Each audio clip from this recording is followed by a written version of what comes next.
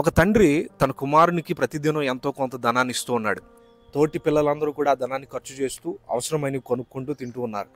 అయితే తన కుమారుడు మాత్రం ఏమీ కూడా కొనుక్కోకుండా ఆ ప్రతి రూపాయిని దాచడం మొదలుపెట్టాడు. ఆ దాచిన ధనమంతటి ఒక దినాన పోగు చేసి ఒకరోజు తన తండ్రిని ఎదుర్కొంటూ, నాన్న నీ కొరకు ఒక బహుమతిని తీసుకొచ్చాను, ఈరోజు నీ పుట్టినరోజు కదా, బర్త్డే కదా అని అన్నప్పుడు ఆ యొక్క తండ్రి ఎంత సంతోషంగా, నా కొరకు బహుమానం తెచ్చేంత పెద్దవాడు అయిపోయావా అని తను ఎంతగానో ప్రేమించి హత్తుకోవటం మొదలుపెట్టాడు. ఆ బాక్స్లో ఏ బహుమతి ఉందో అది తెలియదు, ఎంత విలువైనదో విలువ కానిదో కూడా చూడలేదు.